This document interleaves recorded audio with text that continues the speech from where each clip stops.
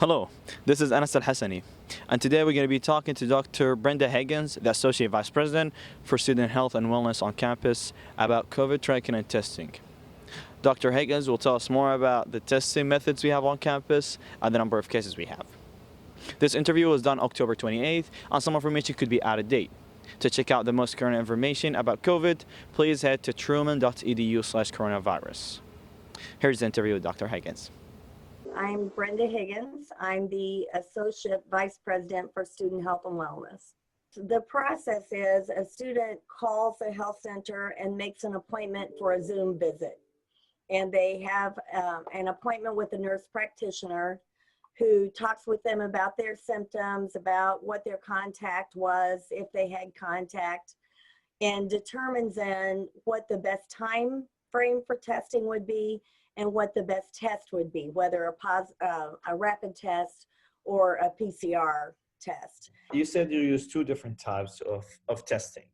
What are they and what's the difference between them? We do the Abbott ID Now test, which is a rapid test. We get results within 15 minutes. So we do it right in our lab. The nurse runs the test and reads the results, and we report to the student that same afternoon.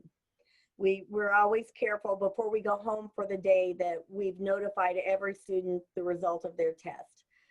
Those tests are pretty good tests, but the PCR tests that are run at the lab are even higher quality tests. The ones, the rapids we do in our lab, the PCRs are done by Quest or LabCorp.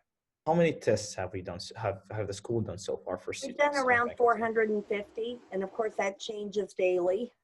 Okay, 450. And do you know, like how many are students? How many faculty members? No, we are only testing students. Okay. The Student Health Center does not provide services to faculty and staff. So faculty and staff have to go somewhere else to get Right. this, but then the numbers still go on the website. Yes, the numbers are reported to us by the Adair County Health Department for our faculty and staff. And how many testing kits does Truman have, or does Truman receives every whatever period of time? We never know. We get whatever we're allotted each week. Currently, I think yesterday we were delivered about 40, and we already had maybe 10 in stock. So we just get our allotment. We have never run out at this point in time. There are many more people quarantining than are positive. Anybody who has close contact with a positive case would be in quarantine for 14 days.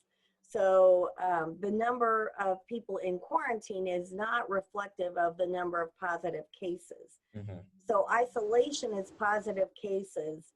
And as far as isolation, we have some students isolated on campus and some who have preferred to go home for their isolation. If you're asking me, do I believe that we know about every single positive case? No. And I believe the only way that we would know that is if we did surveillance testing of a large number of asymptomatic students. The cases that I've given you are people who are actually positive cases, not quarantine cases. Yeah. So those numbers are positive cases. They're not the number of students in quarantine. The number of students in quarantine would be much higher. We know that there are people out there amongst our faculty, our staff, and our students who are probably positive and don't know it, which is why we recommend, the 6 feet distancing in classes, the wearing of masks, all those kind of protective factors. Dr. Brenda Higgins, thank you so much. Have a good day. Have a good day.